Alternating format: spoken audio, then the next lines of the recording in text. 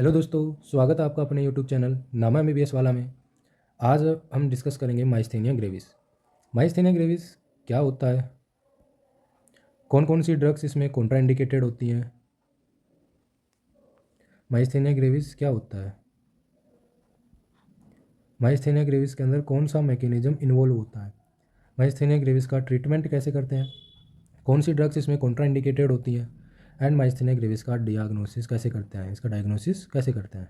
ये सारी चीज़ें आज अपन डिस्कस करेंगे इस वीडियो में। चलो तो शुरू करते हैं। सबसे पहले माइस्थेनिया ग्रेविस क्या होता है। जो माइस्थेनिया ग्रेविस होता है, माइस्थेनिया ग्रेविस एक ऑटो इम्यून डिसऑर्डर होता है। Myasthenia gravis autoimmune disorder. अब ये ऑटो इम्यून डिसऑर्डर क्या होता है, तो कोई भी जो ऑटो इम्यून डिसऑर्डर होता है उसमें क्या होता है कि जो बॉडी होती है, बॉडी के जो सेल्फ टिश्यू होते हैं उनके अगेंस्ट एंटीबॉडीज बन जाती हैं। तो ऑटो इम्यून डिसऑर्डर होता है माइस्थेनिया ग्रेविस। माइस्थेनिया ग्रेविस में, in myasthenia gravis antibodies are produced. Antibodies बन जाती हैं। किस चीज़ के अगेंस्ट एंटीबॉडीज बन जाती हैं? एनएम रिसेप्टर्स के against. NM receptors against NM receptors. NM receptors के अगेंस्ट एंटीबॉडीज बन जाती हैं। ये एनएम रिसेप्टर्स, उन एंटीबॉडीज को बोलते हैं ऑटो एंटीबॉडीज।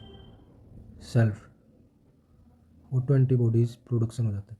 एनएम रिसेप्टर्स जो होते हैं वो कहाँ प्रेजेंट होते हैं, तो एनएम रिसेप्टर जो होते हैं, जो अपनी ये मसल्स होती है ना, स्केलेटल मसल, तो मसल के ऊपर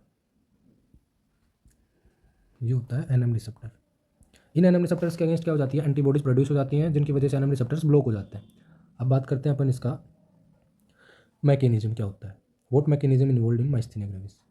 तो ये होती है अपनी प्री साइनेप्टिक मेम्ब्रेन। नॉर्मली क्या होता है, नॉर्मली ये होती है pre synaptic membrane. Pre synaptic membrane है। प्री साइनेप्टिक मेम्ब्रेन में क्या होता है कि सोडियम जाएगा अंदर, कैल्शियम भी अंदर एंट्री करेगा। इसकी वजह से जो इसमें एसिटाइल कोलिन जो होता है वह साइकिल्स के फॉर्म में उस एसिटाइल कोलिन का रिलीज हो जाता है। एसिटाइल कोलिन रिलीज हो गया। कहाँ पर रिलीज हो गया? साइनप्स में। साइनप्स में एसिटाइल कोलिन का क्या हो गया? रिलीज हो गया। अब ये एसिटाइल कोलिन जो होता है वो कहाँ एक्ट करेगा? स्केलेटल मसल्स जो होती हैं उनके ऊपर जो एनएम रिसेप्टर्स प्रेजेंट होते हैं, उन एनएम रिसेप्टर्स के ऊपर ये एसिटाइल कोलिन एक्ट करेगा और मसल में क्या हो जाएगा? कॉन्ट्रैक्शन, मसल कॉन्ट्रैक्शन होगा। ये तो होता है नॉर्मल मैकेनिज्म। लेकिन माइस्थेनिया ग्रेविस में क्या होता है? इन माइस्थेनिया ग्रेविस ये अपनी वही प्री साइनेप्टिक मेम्ब्रेन है। प्री साइनेप्टिक मेम्ब्रेन में वही एसिटाइल कोलिन की वसाइकल भी है। कैल्शियम, सोडियम एंड कैल्शियम की एंट्री हो रही है नॉर्मली, एंड एसिटाइल कोलिन का रिलीज भी हो रहा है साइनप्स में। बट एसिटाइल कोलिन एक्ट नहीं कर पाएगा। मसल पर जो एनएम रिसेप्टर्स होते हैं उनके ऊपर एसिटाइल कोलिन एक्ट नहीं कर पाएगा माइस्थेनिया ग्रेविस में। क्यों एक्ट नहीं कर पाएगा? क्योंकि माइस्थेनिया ग्रेविस में जो थाइमस होता है, माइस्थेनिया ग्रेविस एक ऑटो इम्यून डिसऑर्डर होता है, इसमें ऑटो एंटीबॉडीज बन जाती है। थाइमस में क्या बन जाती है? Auto antibodies. Thymus auto antibodies का प्रोडक्शन करेगा। ये ऑटो एंटीबॉडीज एनएम रिसेप्टर्स के अगेंस्ट बनती है, एनएम रिसेप्टर्स को ब्लॉक कर देंगी। ब्लॉक कर देंगी तो एसिटाइल कोलिन इसके ऊपर एक्ट नहीं कर पाएगा। एसिटाइल कोलिन एक्ट नहीं कर पाएगा तो मसल में कॉन्ट्रैक्शन नहीं होगा, तो मसल वीकनेस होगी। ये था इसका मैकेनिज्म माइस्थेनिया ग्रेविस में। नॉर्मली क्या होता है एंड माइस्थेनिया ग्रेविस में क्या होता है। अब बात करते हैं अपन माइस्थेनिया ग्रेविस के ट्रीटमेंट की। Treatment of myasthenia gravis. Treatment के लिए 4-5 मैकेनिज्म होते हैं। सबसे पहले होता है thymoma. What is thymoma? Thymoma जो थाइमस एंटीबॉडीज का प्रोडक्शन कर रहा है, तो थाइमोमा में थाइमस का ही रिमूवल कर देते हैं सर्जिकल। सर्जरी के द्वारा थाइमस को ही अलग कर देंगे तो एंटीबॉडीज का प्रोडक्शन नहीं होगा। तो एक कंडीशन हो सकती है। थाइमोमा का मीनिंग होता है surgical removal of thymus. Surgical removal of thymus, thymus को सर्जरी के द्वारा अलग कर दिया।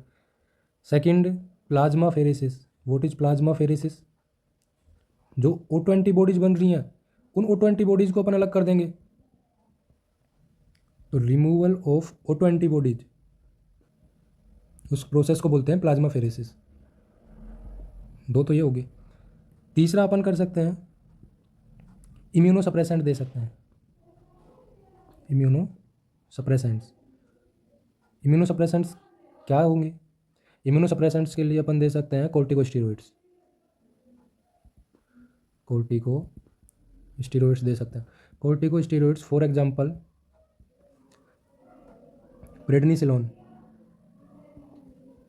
प्रेडनिसोलोन दे सकते हैं, साइक्लोस्पोरिन वगैरह और भी दे सकते हैं, तो इंपॉर्टेंट की ये प्रेडनिसोलोन। एक कर सकते हैं अपन, न्यू ड्रग होती है एक for myasthenia gravis, new drug for myasthenia gravis use ली जाती है, उसका नाम है इक्लूजुमैब, इक्लूजुमैब। ये ड्रग जो होती है ना इक्लूजिमैब, जो न्यू ड्रग है फॉर माइस्थेनिया ग्रेविस के लिए, ये कैसे एक्ट करती है?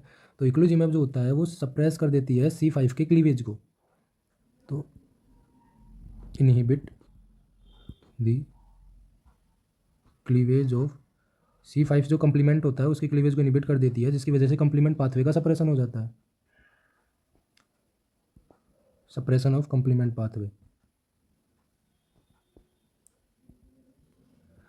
एक मैकेनिज्म होता है जो कि सबसे ज़्यादा इंपॉर्टेंट होता है एंटी कोलिनेस्टरेज के द्वारा,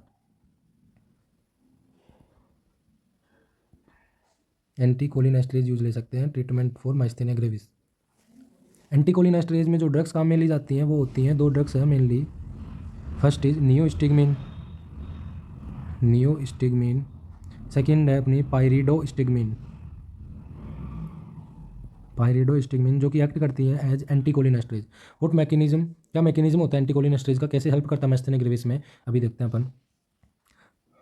एसिटाइल कोलिन जो होता है रिलीज होता है साइनप्स में, तो एसिटाइल कोलिन के ऊपर एक एंजाइम एक्ट करता है, cholinesterase enzyme, this is cholinesterase enzyme, जिसकी वजह से जो एसिटाइल कोलिन जो होता है वो ब्रेक डाउन हो जाता है into choline and acetate and choline में, कोलिन प्लस एसिटेट में इसका ब्रेक डाउन हो जाएगा एसिटाइल कोलिन का by the help of cholinesterase enzyme. अपन एंटी कोलिन एस्ट्रेज यूज लेंगे इन माइस्थेनिया ग्रेविस में, क्योंकि एंटी कोलिन एस्ट्रेज जो होता है, एंटी कोलिन एस्ट्रेज जो होता है वो एंटी कोलिन एस्ट्रेज क्या कर देगा, इस कोलिन एस्ट्रेज एंजाइम को इनहिबिट कर देगा, जिसकी वजह से एसिटाइल कोलिन का ब्रेकडाउन नहीं हो पाएगा कोलिन एंड एसिटेट में, और एसिटाइल कोलिन जो होगा वो बच्चे कुछ एनएम रिसेप्टर्स के ऊपर एक्ट करेगा, बच्चे कुछ एनएम रिसेप्टर्स के ऊपर एक्ट करेगा, जिसकी वजह से मसल कॉन्ट्रैक्शन होगा, मसल कॉन्ट्रैक्शन होगा। तो by the help of acetylcholine क्या किया जा सकता है, acetylcholine by the help of choline anti choline esterase के द्वारा एसिटाइल कोलिन के स्टे को इंक्रीज किया जाता है, एसिटाइल कोलिन का जो स्टे होता है उसको इंक्रीज करते हैं by the help of anti choline esterase enzyme. जी समझ आ गया। अब बात करते हैं अपन कि कौन सी ड्रग्स होती हैं जो माइस्थेनिया ग्रेविस में कॉन्ट्राइंडिकेटेड होती हैं। Aminoglycosides, aminoglycosides are contraindicated in myasthenia gravis, aminoglycosides contraindicated in myasthenia gravis. क्यों कॉन्ट्राइंडिकेटेड होती हैं? क्योंकि अमाइनोग्लाइकोसाइड्स होती हैं ये अपनी है मसल, मसल में जो कैल्शियम की जो एंट्री होती है जिसकी वजह से मसल में कॉन्ट्रैक्शन होगा, नॉर्मली यही होता है, मसल में कैल्शियम की एंट्री होती है, सार्कोप्लाज्मिक रेटिकुलम के अंदर जाएगा कैल्शियम और मसल में कॉन्ट्रैक्शन होगा। लेकिन एस एंजाइम ये अमाइनोग्लाइकोसाइड्स होते हैं, ये कैल्शियम की एंट्री को इनहिबिट कर देते हैं, जिसकी वजह से मसल के अंदर कॉन्ट्रैक्शन नहीं हो पाएगा, तो इसलिए अमाइनोग्लाइकोसाइड्स कॉन्ट्राइंडिकेटेड होते हैं माइस्थेनिया ग्रेविस में। लास्ट पढ़ेंगे अपन माइस्थेनिया ग्रेविस का डायग्नोसिस कैसे करते हैं,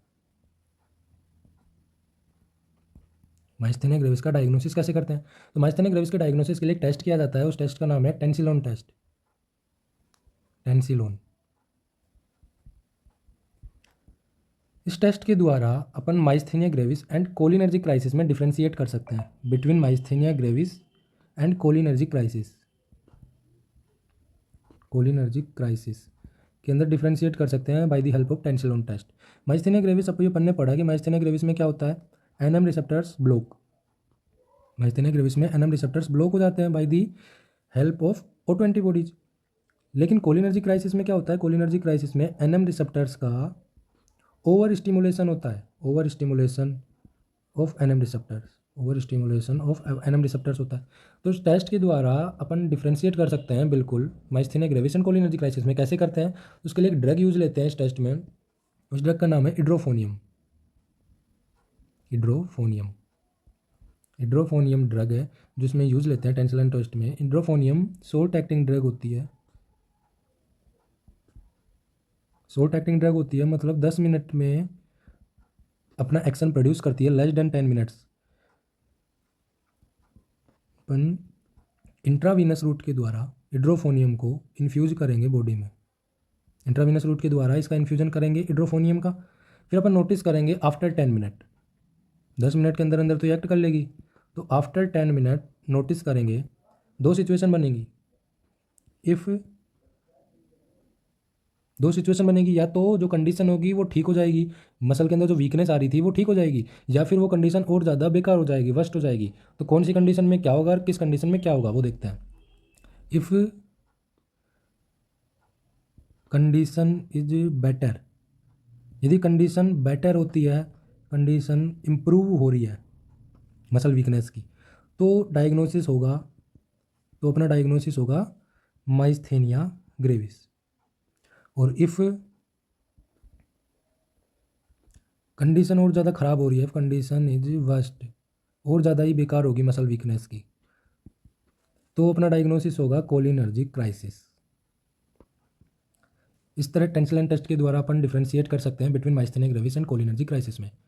तो आज अपन ने देखा माइस्थेनिया ग्रेविस क्या होता है, उसका क्या मैकेनिज्म होता है, कौन सी ड्रग्स यूज लेते हैं माइस्थेनिया ग्रेविस के ट्रीटमेंट में, माइस्थेनिया ग्रेविस का डायग्नोसिस कैसे करते हैं, कौन सी ड्रग्स इसमें कॉन्ट्राइंडिकेटेड होती हैं। तो पूरा माइस्थेनिया ग्रेविस आज अपन ने